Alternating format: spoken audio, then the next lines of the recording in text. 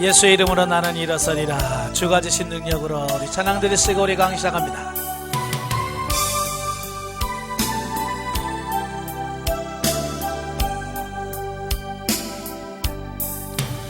예수의 이름으로 나는 일어서리라.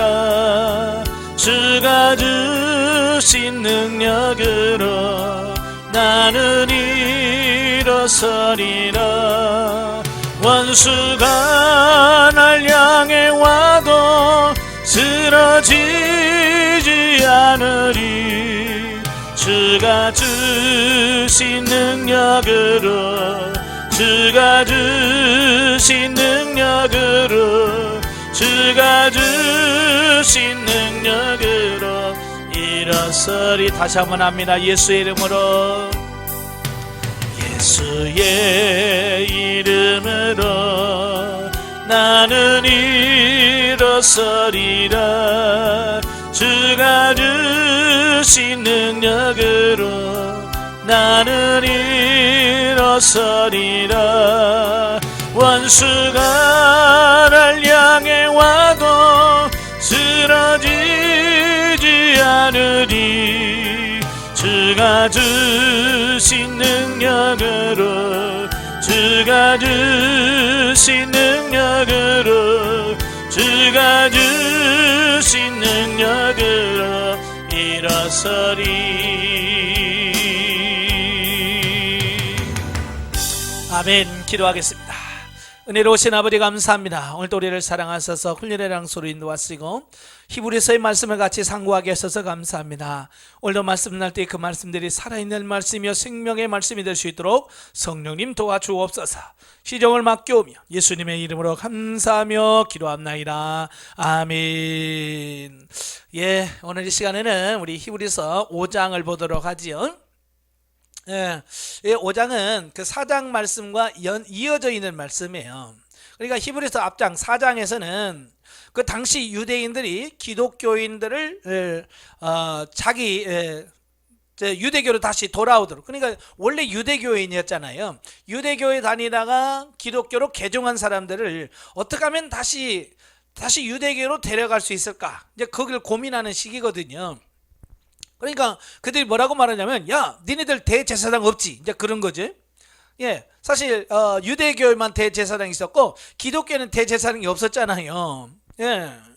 그러니까 야, 우리에게는 대제사장이 있어. 이제 그런 거죠. 그러니까 기독교인들이 정말 그러네, 우리는 대제사장이 없지? 이제 그런 거지. 자, 그럴 때에 이 저자가 뭘 말하냐면, 야, 왜 우리에게 대제사장이 없어? 우리에게도 대제사장이 있어. 바로 예수 그리스도가 우리의 대제사장이야 라고, 자, 그런 말씀을 하는 거예요. 그러니까 이 유대인들이 뭐라고 생각? 아니야, 어떻게 예수가 대제사장이 될 수 있어? 자, 우리가 알기로는 아론의 후손, 그냥 레위 지파 중에서 아론의 후손만이 제사장이 될 수 있단 말이에요. 근데 우리가 잘 아는 것처럼 예수님은 무슨 지파예요? 유다 지파잖아요. 혈통적으로 다윗의 혈통을 받고 나서 유다 지파란 말이에요. 그러니까 유다 지파인 예수님이 제사장이 될 수가 없다는 거예요. 그러니까 야, 무슨 소리야, 이제 그런 거죠. 거기에 대한 답변이 오늘 5장 말씀이에요. 자, 그래서 5장은 그리스도의 대제사장으로서의 자격과 성도의 영적 진보에 대한 촉구의 내용입니다. 1절부터 10절이 그리스도의 대제사장으로서 자격. 야, 예수 그리스도가 우리의 대제사장이야. 그리고 예수님이 완전한 자격을 갖추었어. 이제 그 얘기를 하고 있는 거예요.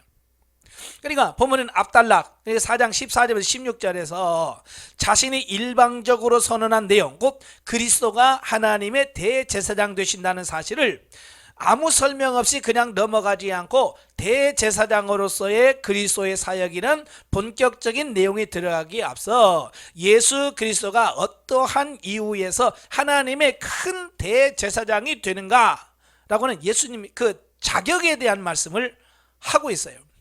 사실 그래서 세상에서도 자격이 없으면 문제가 되잖아요. 그죠? 그래서 학교에 들어가도 시험을 보잖아요. 시험은 뭐예요? 과연 이 학교에 들어갈 자격이 있는가 점검하는 거잖아요. 그죠? 그러니까 세상 사람들이 다 자격, 이걸 요한다는 거예요. 그러니까 예수님도 완전한 대제사장으로서의 자격을 완전히 갖춘 사람이다. 자, 그걸 말씀해 주고 있습니다. 그러니까 대제사장이 되려면 두 가지 필수 자격 조건을 갖춰야 돼요. 첫째가 뭐냐? 하나는 사람의 대표가 되기 위해서는 사람이 되어야 된다는 거예요. 예, 이게 중요한 거예요. 예, 우리 대제사장이 되려면 사람이어야 된다는 거예요. 1절에 보면 대제사장마다 사람 가운데서 택한 자이므로 하나님께 속한 일에 사람을 위하여 예물과 속지 않은 제사를 드리게 하나니, 예, 사람만이 대제사장이에요. 그러니까 천사나 이런 영들은 제사장이 될 수가 없어요. 왜? 사람이 아니니까.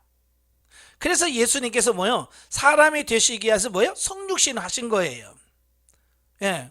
두 번째가 뭐냐? 다른 하나는 하나님께 나아가기 위해서는 하나님의 임명이 있어야 한다.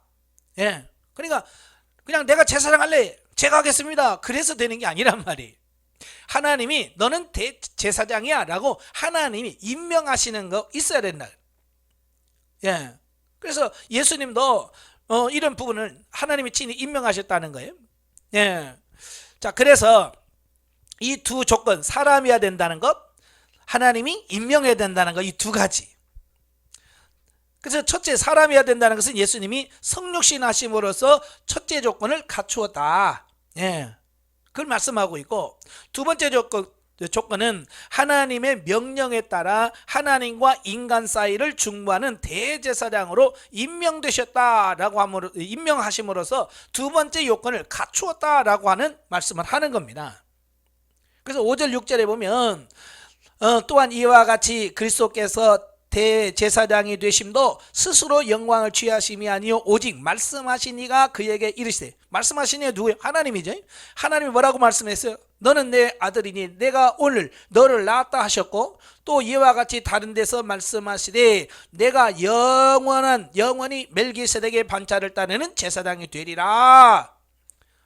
하나님이 이렇게 임명하셨다는 거야. 예수 그리스도의 그 성육신 하시고 그 제사장 되심을 하나님이 직접 임명하셨다는 거예요. 이 두 가지 조건을 완벽하게 갖추었다는 거예요. 자, 그러면서 더 나아가서 그리스도는 아론 이후에 대제사장이 갖추는 요건, 이상의 자격, 그러니까 아론이 갖춘 대제사장으로서의 그 요건보다도 더 이상의 자격을 갖추신 분이 누구냐? 예수 그리스도다. 다시 말하면 멜기세덱과 같은 자격을 갖추었다. 자, 그래서 10절에 보면 하나님께서 멜기세덱의 반차를 따른 대제사장이라 칭함을 받으셨느니라 그랬어요. 그러니까 여기서 멜기세덱의 반차를 따르는 제사장이라 그랬죠. 그래서 이 반차라고 하는 말은 탁신이라고 하는 히브리어인데요, 줄, 순서, 이런 뜻이에요. 그러니까 원래는 이 제사장들이 성막에서 하나님을 섬기잖아요, 그죠? 근데 시대가 흘러가면서 이제 성전이라고 하는 큰 기구가 생겼고요. 옛날 성막이었는데 이제 성전이고요. 또 제사장들의 수가 많이 늘어나는 거예요, 시대가 흘러가면서. 그러니까 이걸 어떻게 효과적으로 이 사역을 감당할 수 있을까 하다가 다윗 시대부터 이 반차 24반열로 만드는 겁니다.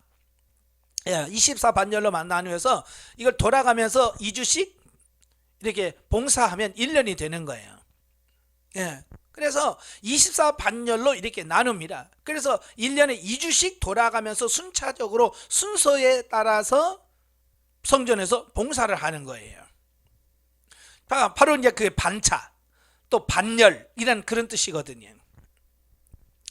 그래서 예수 그리스도는 아론의 혈통을 따라서 제사장이 된 게 아니라는 거예요.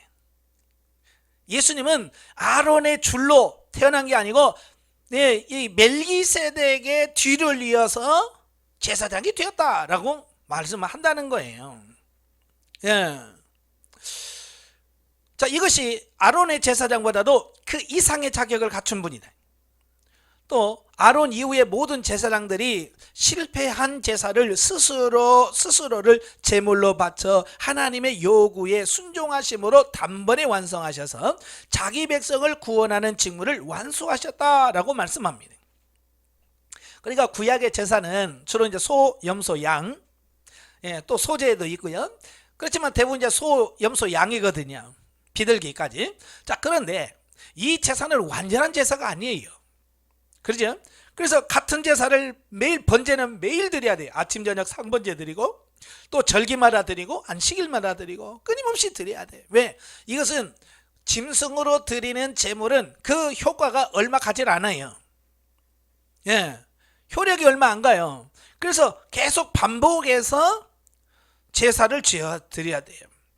그래서 뭐 절기도 해마다 반복해서 이 절기를 지키잖아요. 왜? 완전하지 않기 때문에 그런 거예요. 그러나 예수님은 이 땅에 오셔서 제사를 드릴 때에 소나 염소를 잡아서 예수님은 제사를 드린 것이 아니라 스스로 자기를 제물로 삼아서 자기를 하나님께 드렸다는 거예요.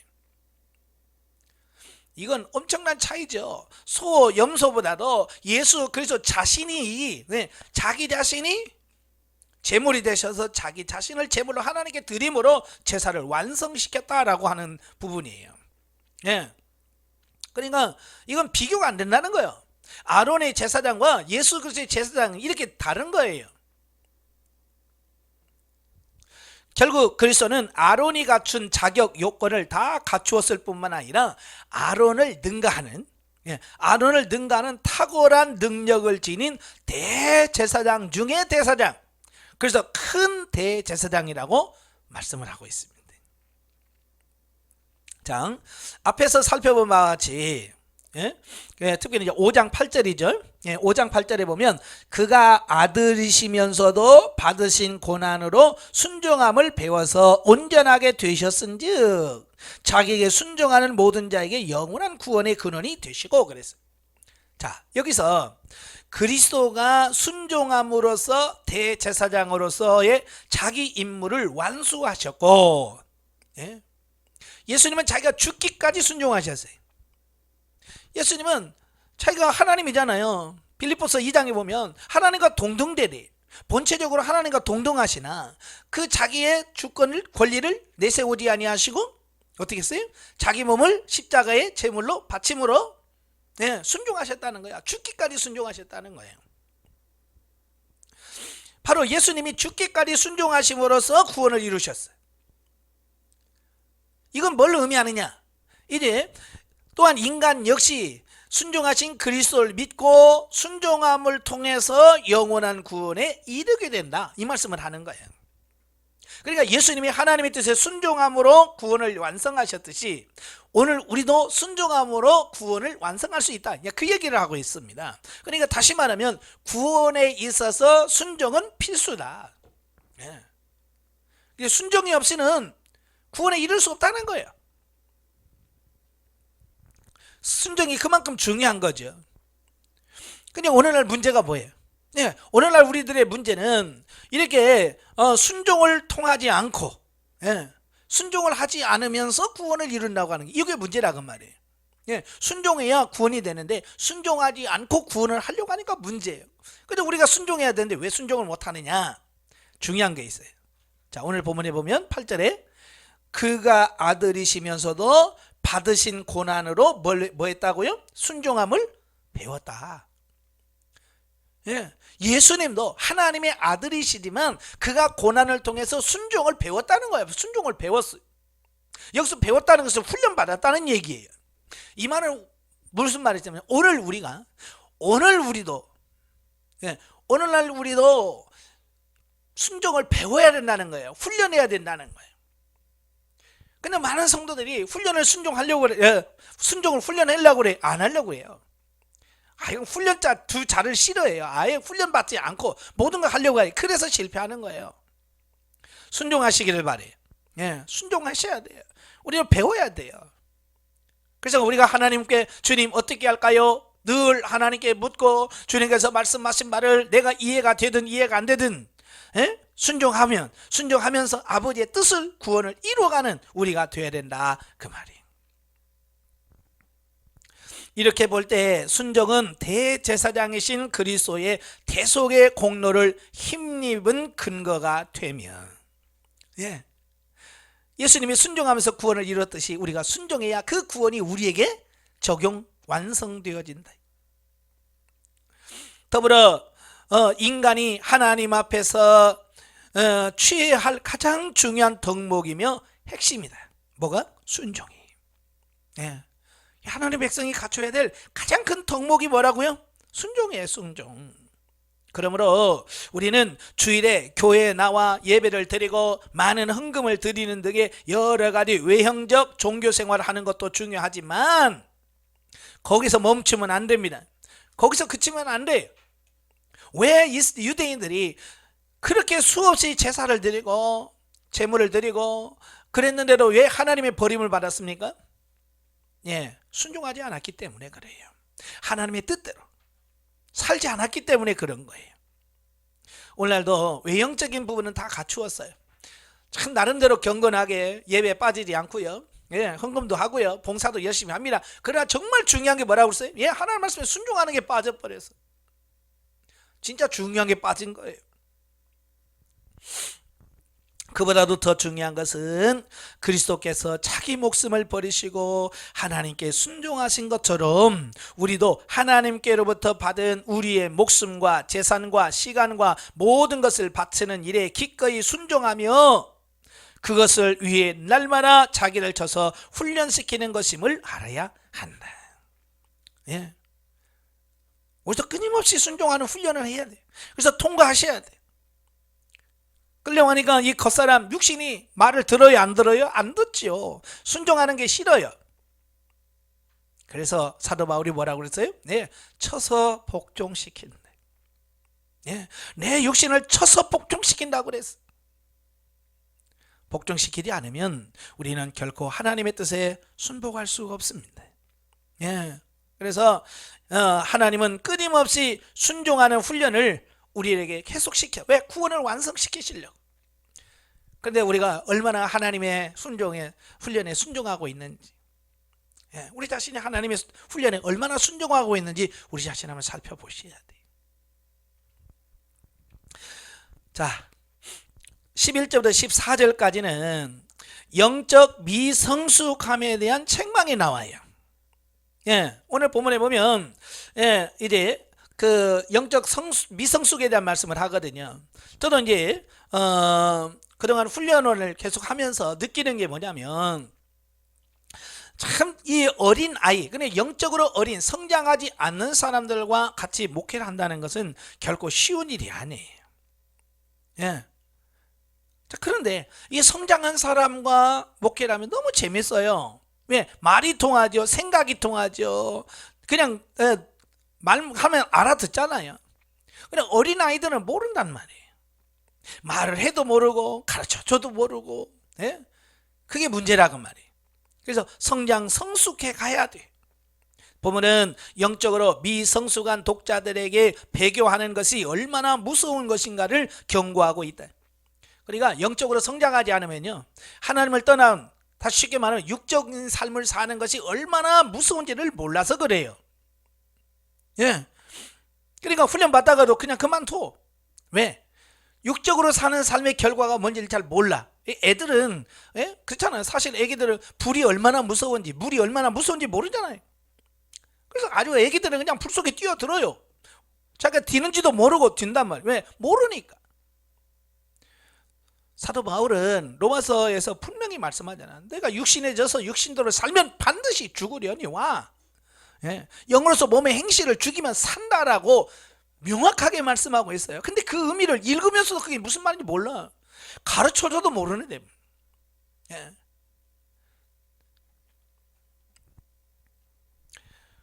이 경고의 내용은 본서에서 모두 5번 등장하는 경고 중에 3번째에 해당하는 것으로 본문에서부터 6장 20절까지 배교에 대한 경고를 하고 있어요. 자, 여기서 저자는 독자들에게 멜기세덱에 관하여 자세히 설명해 주고 싶으나 독자들이 오랜 신앙생활을 했음에도 영적으로 장성하지 못하고 어린아이의 신앙 단계에 머물러 있어 설명하기에 곤란을 겪고 있다는 것을 예로사항으로 토로함으로써, 예. 이 멜기세덱의 반차, 사람들이 그게 어떻게 멜기세덱의 반차를 따라서 대제사장이 되나? 이야기를 하려도 이 사람이 영적으로 어려서 그 말이 무슨 의미인지를 못 알아먹는다는 거예요. 11절에 보면 뭐라고 그래 있어요? 멜기세덱에 관하여는 우리가 할 말이 많으나 너희가 듣는 것이 둔함으로 설명하기가 어려우니라. 예. 여러분 유치원 애들 모아놓고 야 인생이 뭔 줄 아니? 뭐 이런 거 하면 애들이 뭘 알겠어요? 예, 모르잖아요. 영적인 부분도 마찬가지예요. 어린 사람에게 진리를, 예, 생명적인 단계를 말하면 이해를 못해요. 이해할 수가 없어. 왜? 그 수준에서는 그게 이해가 안 된다니까요. 예. 그래서 사도 바울도 고린도서 3장 1절에서 같은 말씀을 해요. 내가 너희를 신령한 자들과 같이 대할 수 없어서. 예. 신령한 자라는 건 성장한 사람, 성숙한 사람, 좀 영적인 깊은 이야기를 하고 싶다는 거예요. 바울은, 예? 고린도 교인들에게 난 정말 영적인 깊은 단계를 말하고 싶다. 근데 너희들이 성장하지 애기들 같아서, 영적 어린아이, 육신에 속한 자와 같아서 내가 너희에게 젖이나 먹여야 되겠다, 단단한 거 못 먹였나? 얼마나 안타까운 얘기예요. 오늘 이 시대도 마찬가지예요. 우리가 영적으로 성장하고 성숙하지 않으면 이렇게 지도자가 더 영적으로 더 깊은 이야기를 하고 싶어도 알아듣지 못한다. 예. 그래서 우리가 영성훈련의 첫 번째 목표가 뭐예요? 성장, 성숙이에요. 왜? 성장하고 성숙해야만 이해하고 알 수 있기 때문에 그렇다라고 하는 것을 보게 되어집니다. 어린아이들은요, 배워도 금방 잊어버려요. 네. 대답은 잘해요. 대답은 잘하지만 실질적인 삶 속에서 사라지질 않아. 왜? 어리기 때문에 그렇다 그 말이에요. 그래서 영적으로 어린 신앙의 단계에 머물러 있어서 내가 설명하기가 곤란하다라고 말씀하고, 독자들의 신앙적 미성숙함을 감정적으로 책망을 하고 있습니다. 예. 12절에 보면 때가 오래됨으로, 때가 오래됐다는 말은 뭐예요? 예수 믿은 지 오래됐다 그 말이에요. 신앙생활한 지 오래됐다는 얘기예요. 너희가 마땅히 선생이 되었을 터인데, 예. 그러니까 시간적으로만 보면 벌써 성장 성숙해서 다른 사람을 가르치고 양육해야 될 만큼 성장해야 되는데, 너희가 다시 하나님의 말씀의 초보에 대하여 누구에게서 가르침을 받아야 할 처지니 단단한 음식은 못 먹고 젖이나 먹어야 할 자가 되었도다. 얼마나 안타까워요. 지금 시간적으로 보면 자기뿐만 아니라 다른 사람을 가르쳐야 될 수준에 올라가야 되는데 아직도 초보를 배워야 되고 있으니 얼마나 답답하냐 이거예요. 오늘 이 시대도 마찬가지. 예, 답답하지만 어쩔 수 없어요. 초보부터 배워야 돼. 예, 광야부터 철저하게 교육을 받고, 예, 새로워져야 돼. 그래서 본문에서 저자는 신앙의 미성숙 상태를 어린 아이의 비유로 설명합니다. 예. 어린도 사람은 사람입니다. 예. 사람은 사람이에요. 그러나 어리면 사람다운 삶이 제대로 나올 수 없는 거예요. 즉 아이는 부모의 양육으로 장성하여 성인이 되면 부모의 도움이 없이 성인이 먹는 음식을 먹고 어려운 일들을 해결하는 능력을 습득하게 된다. 그래요. 그러니까 어렸을 때 배우지 않아도 성장을 하면 자연적으로 이해하게 되고 알아지는, 예, 그런 부분이 됩니다. 그러니까 어렸을 때 너무 설명 안 하려고 안 해도 돼요. 성장하면 알게 됩니다. 그래서 고린도서 13장 11절에 보면 뭐라고 말해? 너희가 어렸을 때는 말하는 것이나 행하는 것이나 모든 것이 어린아이 같다가 장성하여서는 이 모든 것을 버렸노라 그러잖아요. 예, 어렸을 때는 말하는 거랑 모든 게 다 어린아이 같지요. 당연히 그렇죠. 그러나 성장을 하면 어느 순간에 그 어린아이 쪽의 모든 삶을 다 내려놔요. 예, 그럼 어른스러워져요. 그게 사도 바울이 말하는 거예요. 영적인 부분도 어리면 어린이답게 살 수밖에 없다. 그러나 성장하고 성숙하면 신앙에 성숙된 자로서의 삶을 살 수 있다. 이와 마찬가지로 중생한 영혼도 처음에는 미숙한 가운데 있을 수밖에 없어요.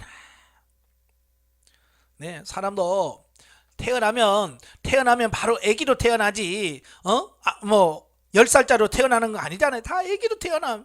영적인 부분도 마찬가지로 거듭나고 중생하면 다 갓난아기예요. 영적인 갓난아기예요.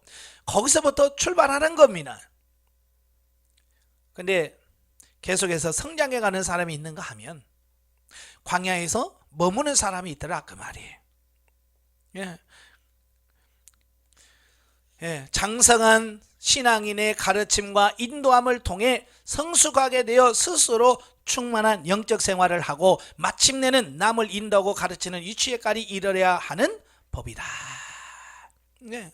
그러니까 우리가 사람도 어렸을 때는 배워야 되잖아요. 유치원부터 초등학교, 중학교 계속 배워가잖아요. 그죠? 그런 배움을 통해서 뭐요? 어떻게 사는지를 알 수 있는 거예요. 그래서 어렸을 때는 배우잖아요. 그러나 장성에서는 배우는 게 아니라 이제 가르치잖아요. 그리고 남을 돕잖아요. 그게 성장했다는 뜻이에요. 여러분도 이제 수료하고 나서 영적으로 이렇게 성장했다고 한다면 나 혼자 신앙생활 유지하고 뭐 그런 거에 머물면 안 돼요. 겨우 내 신앙 하나 지켜가고 그게 아니라 이제 내가 신앙 성장했으면 나뿐만 아니라 물론 내 신앙도 잘 해야 되겠고 다른 사람들도 가르치고 양육해서 세워갈 수 있는 사람이 돼야 돼. 그래서 수리하고 나면 하나님께서 자꾸 사람을 붙여줘요. 예, 사람을 붙여주는 거예요. 그러면 그 영혼을 불쌍히 여기고 긍휼히 여기는 마음으로 기도하면서 잘 양육해 갔을 때 나도 서고 그 사람도 쓰는 거예요. 근데 귀찮다고 안 하죠? 힘들다고 안 합니다. 여러분 사람 세우는 것처럼 힘든 거 없어요. 힘들다고 안 하면 결국 자기도 도태돼. 예, 그래서 가르치면서 배우는 거거든요. 뭐 사람들이 알아서 가르치냐? 아니에요. 가르치면서 배우는 겁니다. 같이 배우는 거죠. 만일 그렇지 않으면 그것은 기형적 성장이라 불리게 되며 그럼으로써 그는 영적 부모인 하나님께 근심을 끼치게 되는 동시에 그가 몸담고 있는 교회 공동체에 누를 끼치게 된다. 예. 그러니까 정상적으로 영적이 성장하지 않으면 부모에게 누가 된단 말이에요. 제가 늘 말하잖아요. 영적 지체 장애. 예? 그 얘기 많이 하잖아요. 예? 세상에도 정신지체 장애가 있잖아요. 예? 육체는 사지백체가 멀쩡하고 어른처럼 삽니다. 그러나 정신 연령이 어린아이 같아서 예? 나이는 30살이라도 불구하고 5살, 6살 수준으로 산다 그 말이. 그 부모가 그 아이를 봤을 때 얼마나 속 터지겠어요. 가끔 방송에서 보면 자폐아라고 그러지? 자폐성 질환을 갖고 있는 자녀가 그 부모가 그걸 키워가는 그 모습 보잖아요. 예, 이름은 제가 잊어버렸지만 그 마라톤 영화 주인공, 예, 그 엄마가 얼마나 그 아이를 키우려고 그렇게 하잖아요. 얼마나 안타까워요. 그런데 그 모습이 오늘 우리들의 모습이라니까요. 영적으로 성장하지 못한 영적인 장애를 갖고 있는 우리의 모습을 우리가 잘 보셔야 돼요. 혹시 내 모습이 그런 모습은 아닌가. 가끔 상담하면서 그런 분들이 질문을 해요. 제가 생명 단계에 왔다고 하는데 내가 왜 이렇게 사라지지 않지요? 예, 그런 질문을 많이 해요. 제가 그럴 때마다 그래요. 예, 지체 장애예요. 장애 몇 급입니다. 제가 농담으로 그래요. 예? 농담 같지만 진담입니다. 외모 껍데기만 성장한 거예요. 진짜 중요한 영이 성장하지 않으면 그렇게 육체의 성장과 정신적인 성장이 다른 것처럼 그렇게 다를 수밖에 없습니다. 자, 그러므로 성도가 된 자는 자기를 위해서뿐만 아니라 부모가 되시는 하나님과 형제된 다른 성도들을 기쁘게 하기 위해서라도 영적인 진보를 가지고 자기를 성장시키는 일에 노력해야 하는 것이다. 아멘. 예.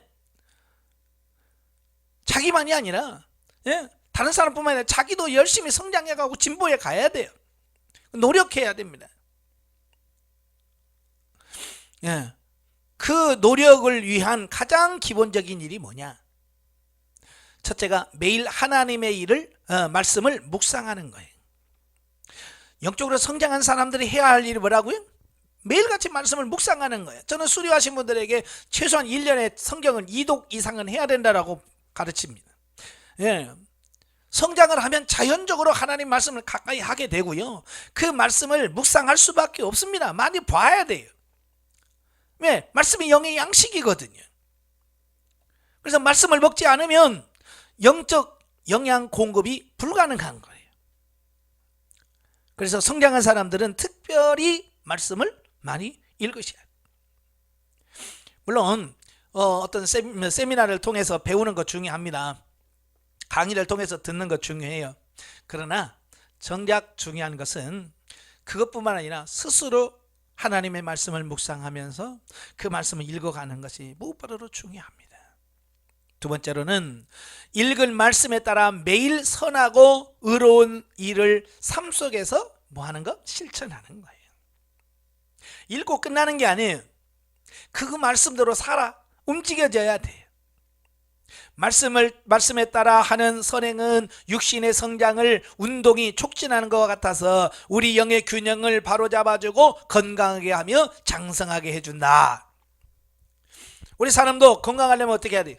운동해 줘야 돼. 운동을 통해서 힘을 얻어야 근력이 키워져야 살 수 있는 것처럼 하나님 말씀을 읽기만 하면 몸이 커지기만 하지 강건해지를 않아요.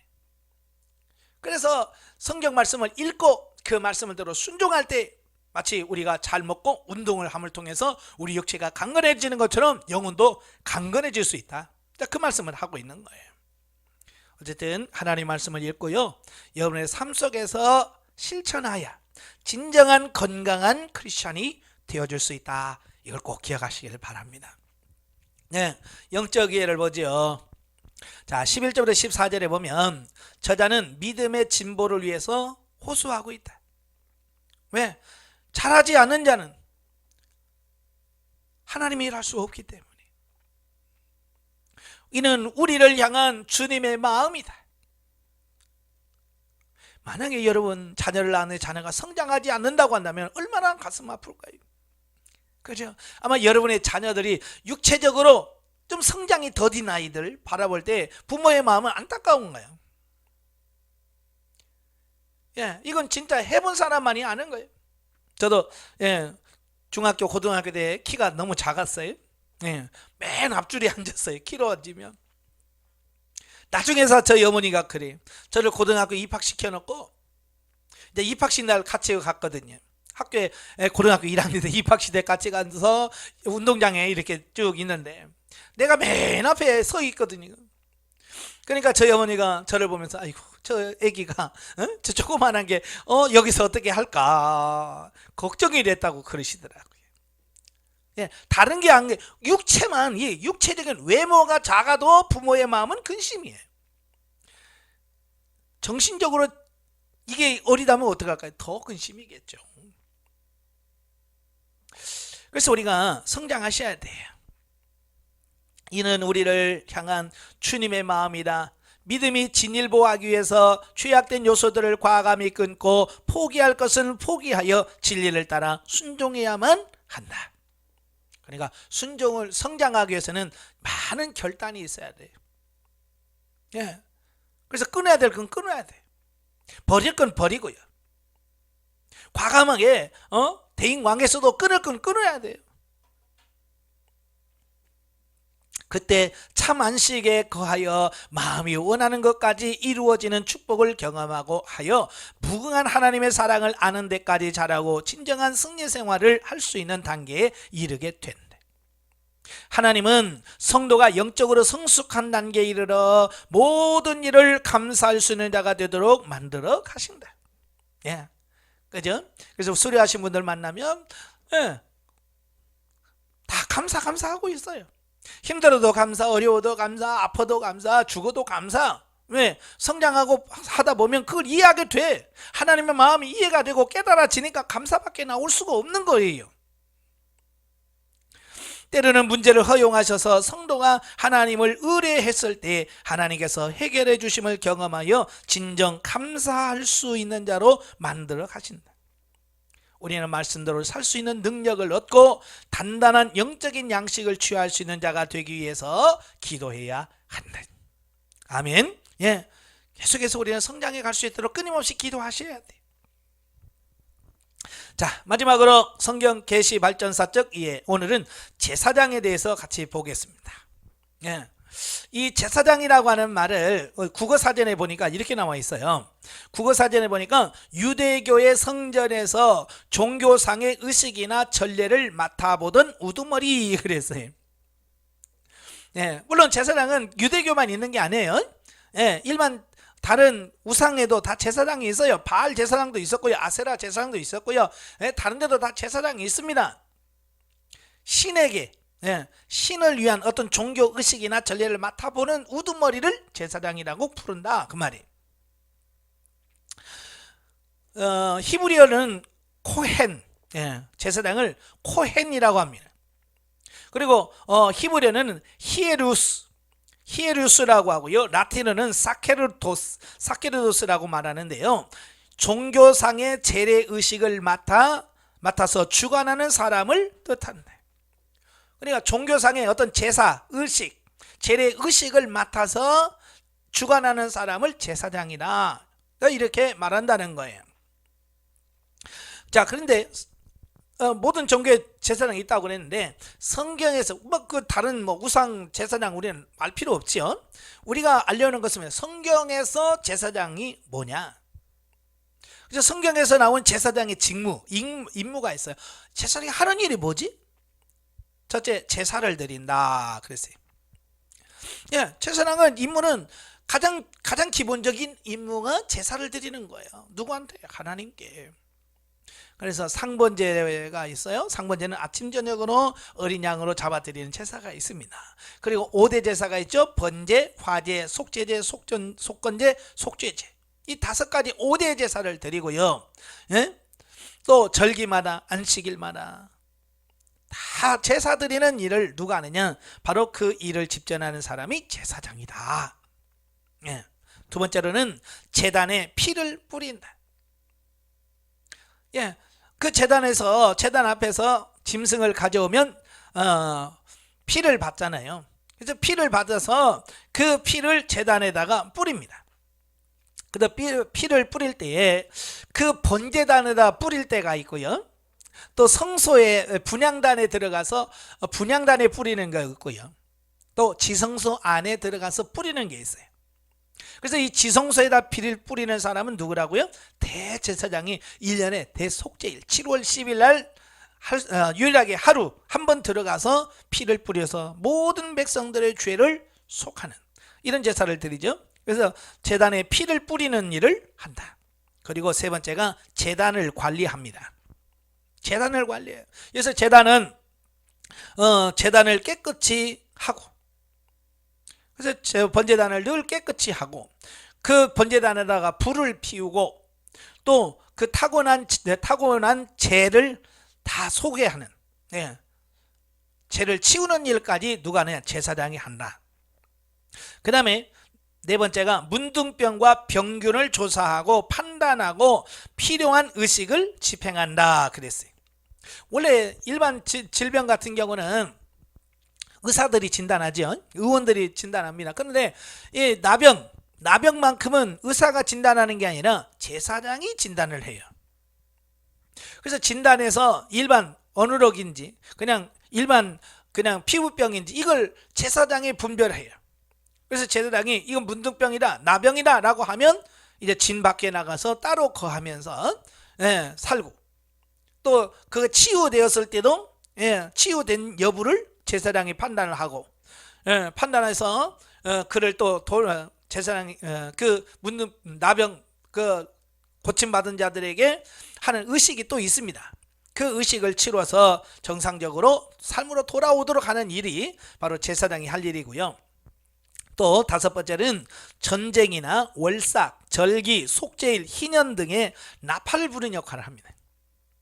그래서 제사장은 나팔을 들고 있고 나팔을 불어서 백성들에게 전쟁이 왔다, 오늘은 월삭이다, 오늘은 속죄일이다, 오늘은 절기다, 이걸 알리는 역할을 바로 제사장들이 하죠. 여섯 번째, 율법을 가르칩니다. 율법을 가르치고, 일곱 번째는 재판과 같은 공의를 집행하는 일에 종사했습니다. 그러니까 제사장이 하는 일들이 굉장히 많아요. 성경에 제사장이라고 하는 말이 929회 나와요. 굉장히 많이 나오죠.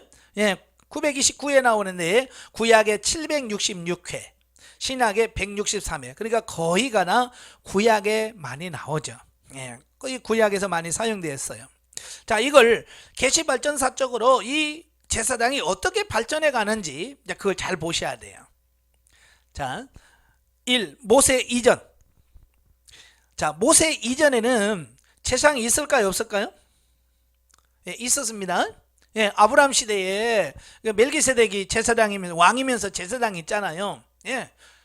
모세 이전은 이미 제사장이 있어요. 그러나 특별히 성경에서 말하는 아론의 자손에 의한 이런 제사장 계급은 없었단 말이에요. 그래서 누가 하느냐? 보통 가게의 가장들이 제사장 역할을 감당했어요. 대표적인 예가 아브라함과 이삭과 야곱을 들 수 있어요. 그래서 아브라함은 제사장이 아니잖아요. 그럼에도 불구하고 단을 쌓고 번제를 드리고 제사 드리는 일을 했어요. 야곱도 마찬가지고요. 자, 이렇게 정식으로 레위 자손이 아닌, 그러니까 모세 이전에는 특별하게 제사장이라고 이렇게 딱 구별하지는 않았고요. 그 집의 가장들이 제사장이 되어서 제사를 인도하고 그랬단 말이에요. 자, 그러다가 이제 출애굽기 28장,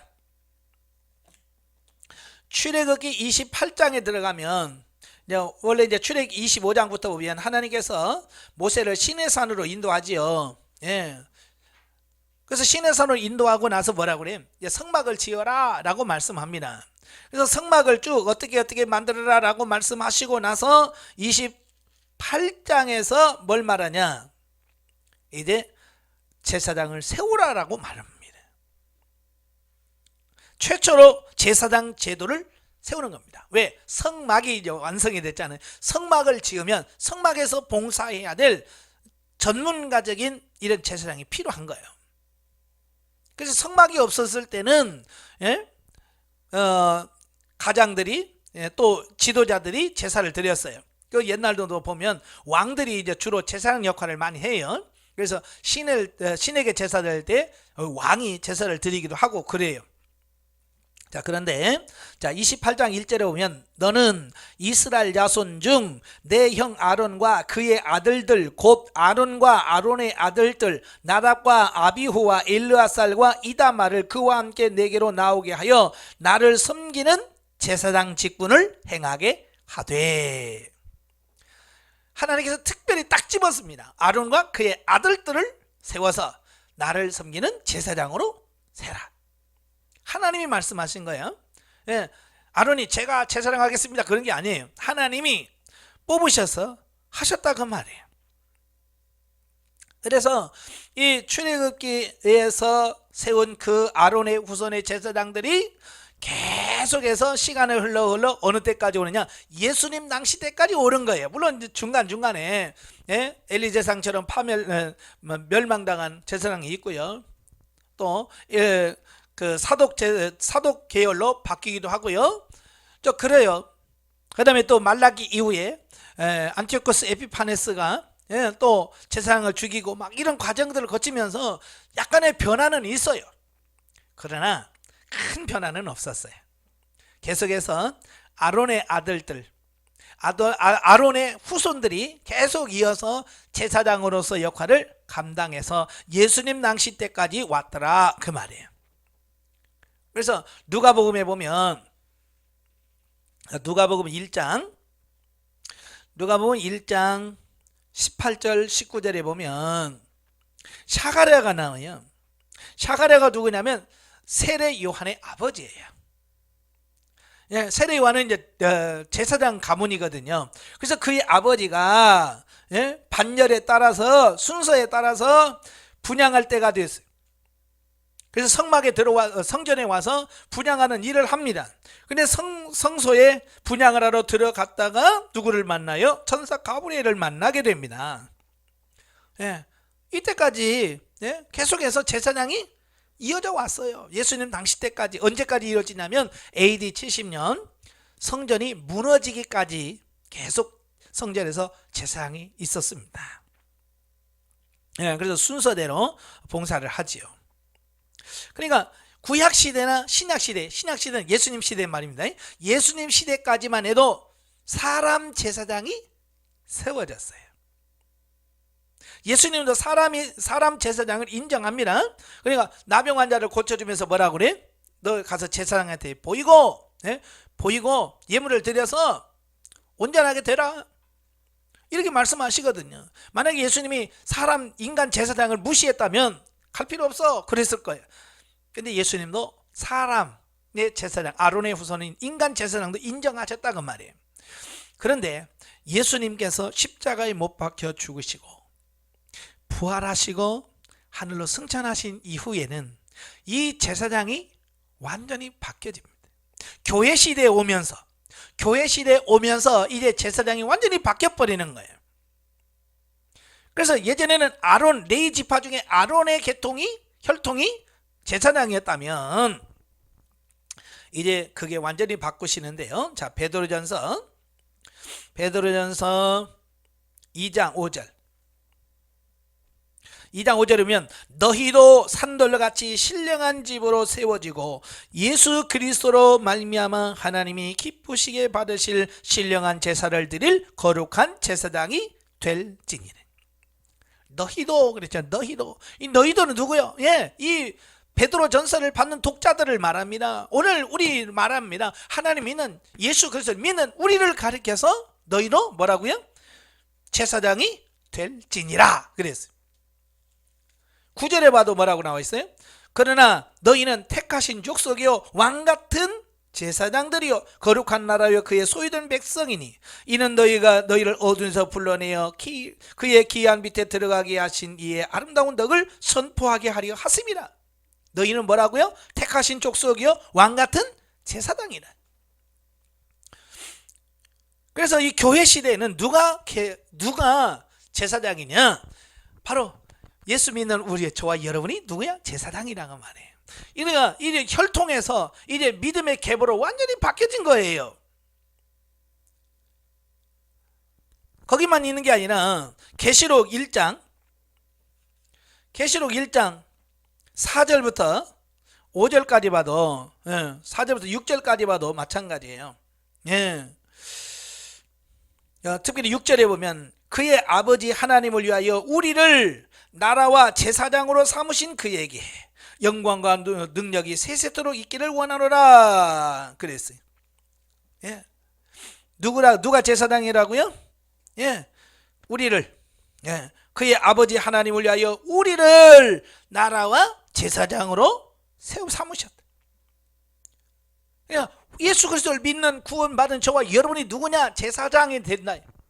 그래서 이걸 만인 제사장이라 그래요. 만인, 모든 사람이나 제사장이나 특별한 혈통적인 것이 아니고 예수 그리스도를 믿음으로 말미암아 다 제사장이 됐다라고 말합니다. 제가 어렸을 때 부흥에 오신 목사님이 그러시더라고요. 목사가 제사장이고 전도사는 레인들이고 일반 병신들은 그냥 성도다 이렇게 가르쳤어요. 저는 그렇게 하니까 나는 그런 줄 알았죠. 계속 그런 생각을 가지고 목사님은 제사장이고 이제 그런 사고를 가지고 왔다가 어느 날 성경 보는데 성경이 그렇게 말씀하고 있지 않는단 말이에요. 목사만 제사장이라고 말하고 있지 않아요. 모든 믿는 사람이 다 제사장이에요. 저는 그것 때문에 처음에는 굉장히 혼란스러웠어요. 아니 내가 어렸을 때는 목사만 제사장이라고 그랬는데, 이건 뭐냐, 그분의 이 가치관이 아직도 구약적 개념에 매여 있어요. 지금 시대가 신약 시대도 아니고 교회 시대입니다. 이 계시가 점진적으로 발전된 이 사실을 모르는 거예요. 이해를 못하는 거예요. 그러니까 여전히 종교적 직무를 감당한다. 그리고 제사장이지. 자, 이렇게 문자적으로만 이어서 생각을 하니까 그런 오해를 하게 되고 그런 잘못된 가르침을 하는 거예요. 이제는 목사, 예, 제사장 맞아요. 그러면 전도사는 제사장 아닌가요? 맞아요. 제사장입니다. 장로, 권사 모두가 다 누구야? 예수 그리스도를 믿으면 다 제사장의 신분이 주어지는 겁니다. 이제 제사장이에요. 그러니까 구약이 됐든 신약이 됐든 제사장이 나오면 일단 누구라고 생각해야 돼? 그건 나예요. 내게 주신 말씀이에요. 근데 우리 일반 성도들은 이 구약을 읽다가 제사장 얘기 나오면 이건 목사님 건지 뭐 목사님이나 하지 뭐 우리야 뭐 하면서 그걸 자기하고 전혀 상관없는 말씀으로 이해를 한단 말이에요. 그러니까 성경이 성경이고 나는 나인 거예요. 그러니까 삶의 변화가 없는 거예요. 여러분, 구약에서 제사장을 책망하는 내용이 뭐예요? 나에게 대한 책망이에요. 그러니까 내가 제사장으로 이렇게 잘못 살고 있구나 깨달아야 돼요. 그러니까 이 계시반전사를 모르면 이렇게 말씀을 적용하는 데 있어서 자기 자신에게 적용을 못해요. 그리고 여전히 구약적 개념에서 산단 말이에요. 우리가 바뀌셔야 돼. 그러면서 오늘 히브리서 5장에 보면, 히브리서 5장 5절부터 10절까지 보면, 예, 여기서 또한 이와 같이 그리스도께서 대제사장 되심도 스스로 영광을 취하심이 아니요 오직 말씀하시니가 그에게 이르되, 네, 쭉 하나님이 예수님을 뭐를 삼았다고요? 제사장으로 삼으셨는데, 예수님은 누구냐? 큰 제사장이다. 대제사장 중에 제사장. 바로 이 말씀을 하고 있습니다. 그래서 우리의 모든 제사장의 우두머리, 머리는 누구냐? 예수 그리스도다. 예수 그리스도가 대제사장이 되는 거예요. 우리는 제사장이고요, 예수님은 대제사장이 되시는 거예요. 자, 이래서 이제 처음에는 제사장이, 예, 모세 이전에는 가장이 제사장이었어요. 그다음 모세 이후에는 예수님 때까지는 아론의 혈통이 이어받은 제사장들입니다. 자, 그러나 예수님이 십자가를 못 박혀주시고 부활 승천하신 이후에는 누구냐? 예수 그리스도를 믿는 저와 여러분들이 제사장이다. 이걸 분명히 계시발전사적으로 이렇게 가야 돼. 그래서 이걸 나의 삶 속에 적용하면 이제 제사장은 나야. 그러니까 제사장이 했던 일들을 우리가 해야 돼.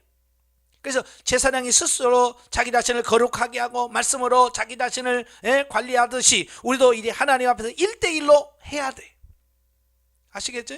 하나님 앞에 1대1로 가서 날마다 나를 자신을 정결케 하고 거룩케 하고 깨끗이 해서 하나님 앞에 설 수 있는 존재로 만들어가는 일을 저와 여러분이 해야 되는 거예요. 아직도 목회자만 제사장으로 생각하는 사람은 아직도 구약적 가치관을 갖고 있는 사람이에요. 그런 분들은 변화를 기대할 수가 없습니다. 자, 결론은 구약시대의 제사장은 레위 지파 중 아론의 혈통을 이어받은 자들만이 수행할 수 있었지만, 그렇죠? 일반인은 제사장의 일을 할 수가 없어요. 왕이라도 할 수 없습니다. 그래서 우리가 잘 아는 우시아 왕 같은 경우, 예, 성전에 들어가서 분향하려고 했다가 하나님 문둥병, 나병을 걸리게 하셔서 죽을 때까지 별채에 가면서 별궁에 가면서 사는 이런 비참한 삶을 살지요.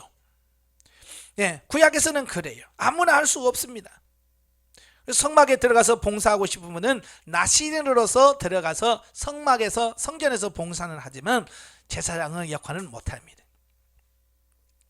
자, 신약 시대는, 예, 신약 시대 이후에는 만인 제사장이 되면서 모든 그리스도인들이 제사장이 되었다. 네, 이제 누구나 다 제사장이 됩니다. 제사장이 되었어요. 네, 대제사장 대신 예수 그리스도를 따라 신령한 제사를 드리는 제사장이 되어야 한다. 예수님이 모든 제사장들의 우두머리 대제사장이 되시고 우리는 제사장이란 말이에요. 그래서 우리가 제사장의 역할을 잘 감당할 수 있는 삶이 돼야 돼. 아시겠죠? 예, 그래서 저와 여러분들이 이제 신약시대에 신령한 제사를 드리는 제사장이 돼야 돼. 옛날에는 소, 염소 잡아서 하나님께 어떤 이런 죽은 제사를 드렸다고 한다면 로마서 12장 1절에 뭐라고 그랬어요? 너희 몸을 거룩한 산 제사로 드려라. 예, 내 자신을, 여러분 자신을 하나님의 제물로 살아있는 제사로 하나님께 드리는 삶의 변화를 추구하는 그런 제사를 드리라고 말씀해 주고 있습니다. 변화되길 바래요. 정말 삶을 통해서 변화되어서 예수 그리스도를 닮아갈 수 있는 여러분이 되시기를 바랍니다. 정말 제사장의 사명을 잘 감당하는 여러분 되시기를 주님으로 축원합니다. 기도하겠습니다. 은혜로우신 아버지 감사합니다. 우리를 가리켜서 제사장이라고 말씀합니다. 그래서 구약에서 제사장들이 정말 하나님 앞에서 성결한 삶을 살려고 몸을 입혔듯이 우리 자신도 하나님 앞에 우리가 거룩하게 서길 위해서 힘쓰고 애쓰게 하시고 정말 나 자신만을 위해서가 아니라 이제는 주님과 많은 영혼들을 위해서 우리 자신을 희생하며 헌신하며 심지어는 우리의 목숨까지도 바쳐서 하나님의 일을 할 수 있는 제사장으로서의 사명을 감당하는 우리 모두가 될 수 있도록 성령님 도와 주시옵소서. 예수님의 이름으로 감사하며 기도합나이다. 아멘.